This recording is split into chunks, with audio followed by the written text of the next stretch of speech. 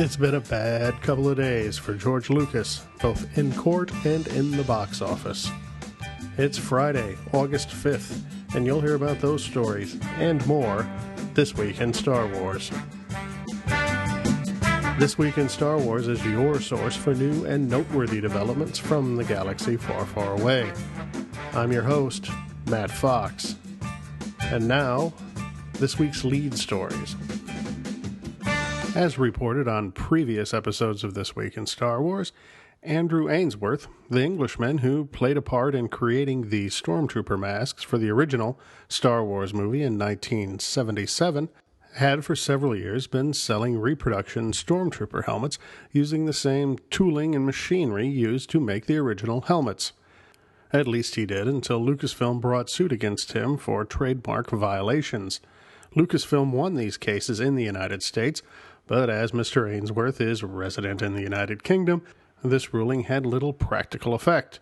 So Lucasfilm's lawyers went across the pond and took off their lawyer hats and put on their barrister wigs and proceeded to lose at trial court. They then proceeded to lose in the Court of Appeals. And now they have made it the legal hat trick and lost in the Supreme Court as well, holding that movie props are not works of art, but rather industrial design, and therefore under the UK's law entitled only to 15 years of protection, the High Court cleared the way for Mr. Ainsworth to continue selling his reproduction helmets, but not, they cautioned, in the United States. Lucasfilm sought to downplay the ruling, calling it an anomaly, and restated their intention to aggressively protect their intellectual property around the world. While one might feel that this will lead to cheap reproduction helmets for all, the bbc.co.uk, where you can read the entire story, points out that Mr. Ainsworth sells his Stormtrooper armor for up to £1,800, or over 231,000 Japanese yen. While the flanneled one was losing in English courts, he also lost an important title in the US box office. The Harry Potter films have surpassed the Star Wars series as the highest-grossing franchise in U.S. box office history. After the blockbusting opening weekend of the final Harry Potter film, the Teenage Wizarding franchise cruised into first place with $2.223 billion in box office earnings. This surpasses the Star Wars total of $2.217 billion, and the difference will continue to increase as the final Potter film continues to earn money. More on this story later in the podcast, but you can read the story at entertainmentweekly.com, and we have put the link on the This Week in Star Wars Facebook page.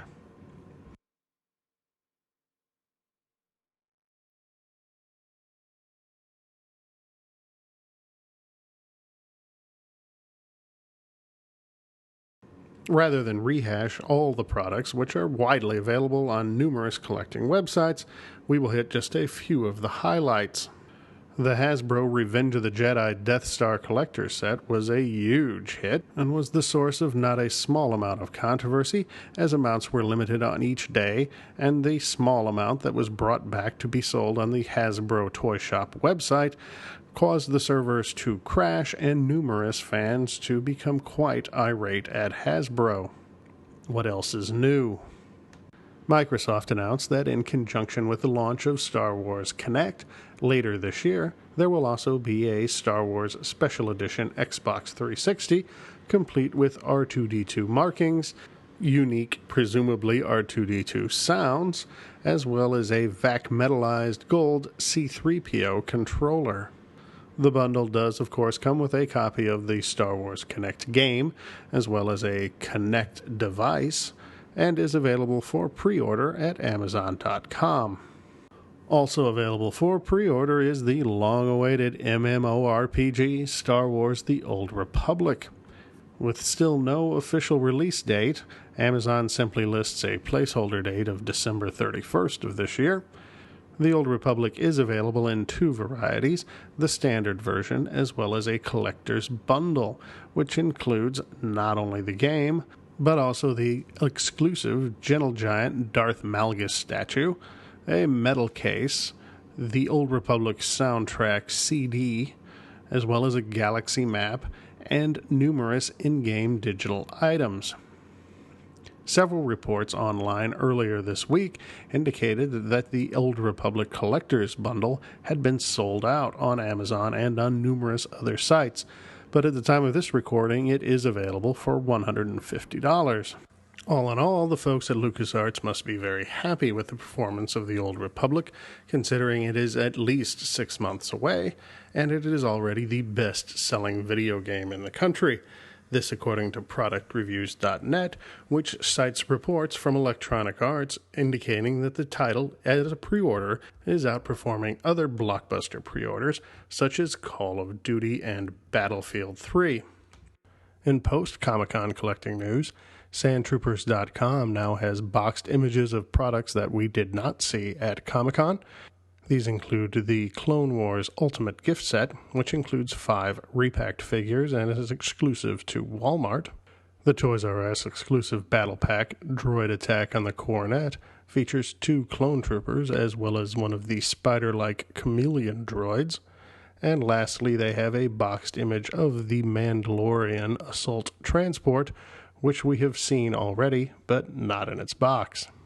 Collectors are no doubt aware, if they have recently been to a Target, that the nation's number 2 retailer is undergoing a Star Wars refresh of sorts, featuring a new end cap and many, many new products, including the new, smaller FX lightsabers from Hasbro, new vintage figures, new $20 price point vehicles, the Blu-ray commemorative 4-packs, as well as the latest wave of the Target-exclusive vintage packaging 3-packs.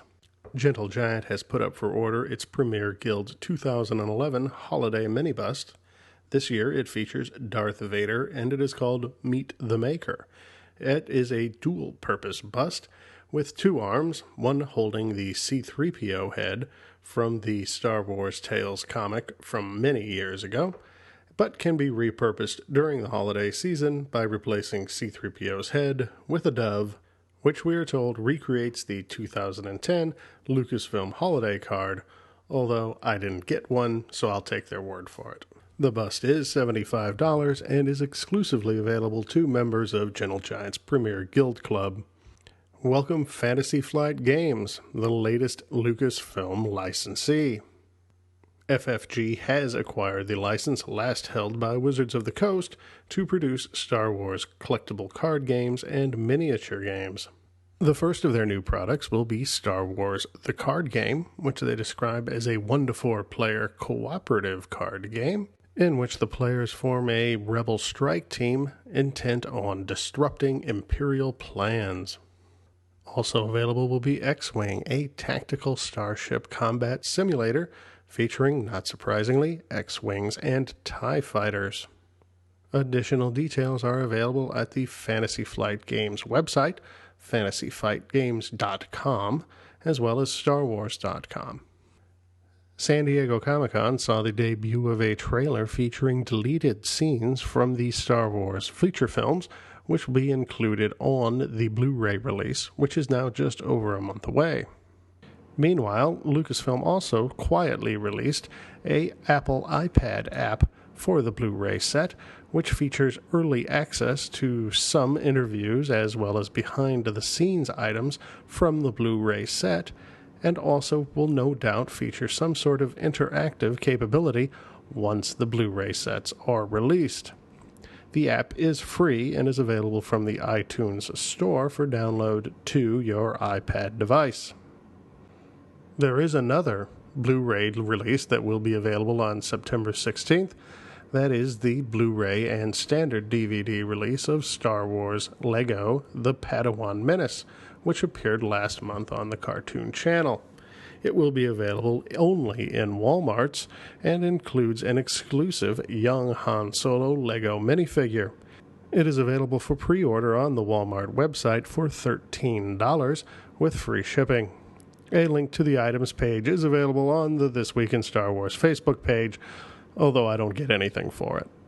New footage from Season 4 of The Clone Wars saw the light of day at Comic-Con, including a sneak peek of the appearance by Battlestar Galactica's Katie Sackhoff as a member of the Mandalorian Death Watch.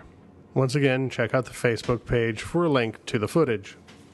One new title from Dark Horse, available this week at your local comic book shop, is the latest issue in the new story arc for Dark Times, which features none other than Darth Vader at long last.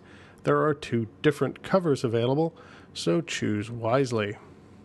Available not in comic shops, but from the convenience of your own computer now, is Dark Horse's back catalog, or at least large portions thereof, available as a digital download. This includes a number of old Star Wars titles, both from Dark Horse and the earlier Marvel days. The complete list is available at the Dark Horse website, digital.darkhorse.com. Star Wars People in the News for Not Star Wars Things this week features the 3 principals from the original trilogy. I'm sure you've all seen the Harrison Ford reunited with Chewbacca footage from the Late Night with Jimmy Kimmel show on ABC, but if you haven't seen it, I recommend it, and it is linked on our Facebook page. Carrie Fisher's 2010 HBO special Wishful Drinking, an adaptation of her one-woman show which has been touring the country, will be released on September 30th on DVD. Mark Hamill will be appearing as a villain in the upcoming season of Chuck, the NBC spy spoof comedy. Few details are available, and we basically know only that Hamill will be speaking in a French accent and will be teamed with another villain, played by one-time ESPN anchor Craig Kilborn, the original host of The Daily Show. And lastly, Red Tails, the George Lucas-produced story of the Tuskegee Airmen from World War II. As previously reported on This Week in Star Wars, the long-awaited film will get its debut on January 20th of next year, just a few short weeks before Episode 1 in 3D.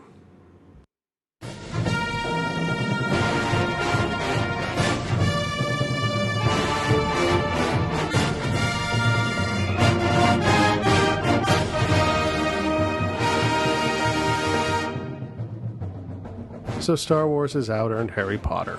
What do we make of that? While grossing in excess of $2 billion is no mean achievement, only 2 franchises have ever done it, there have to be a couple of asterisks surrounding this story.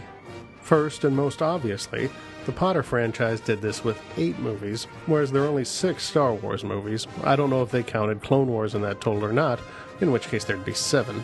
And then there's inflation. When you adjust for that, the Star Wars films have outgrossed the Potter films by a great deal. And they've also sold more tickets. Of course, if you make those arguments for Star Wars, you also have to make them for the number 3 franchise of all time. Another series of films about an Englishman who likes to wave his wand around, James Bond. And then there's the 4th most successful franchise of all time, Batman, which, with The Dark Knight Rises coming next summer, could soon be the 3rd, if not 2nd, most grossing franchise. I mean, did you see those pictures of Anne Hathaway in her Catwoman suit? In the end, however, Potter's triumph will probably be short-lived. I remind you, all 6 Star Wars films are being re-released in 3D.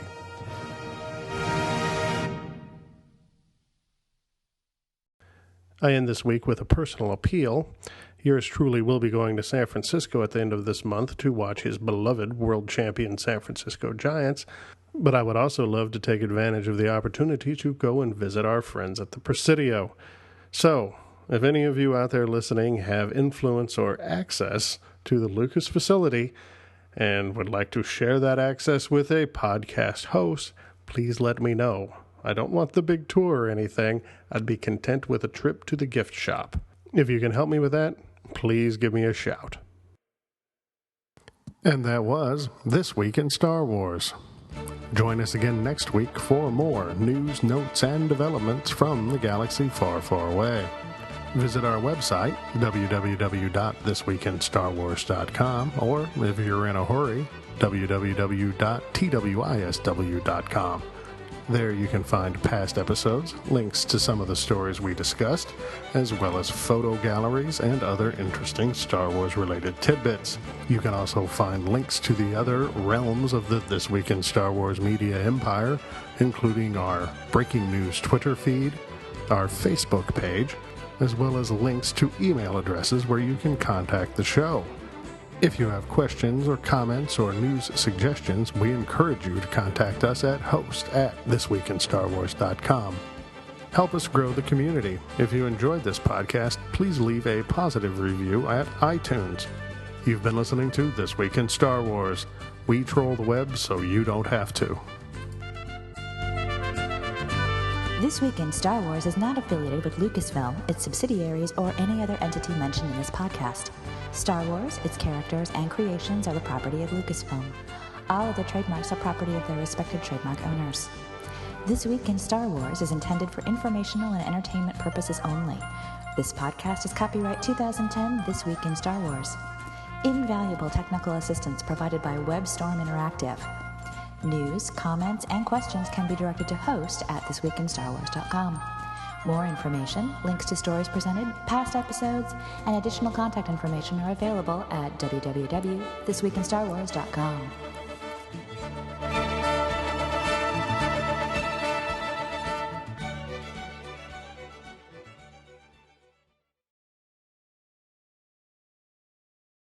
Haven't you heard? I'm in Cowboys and Aliens. Daniel Craig's my Wookiee bitch now.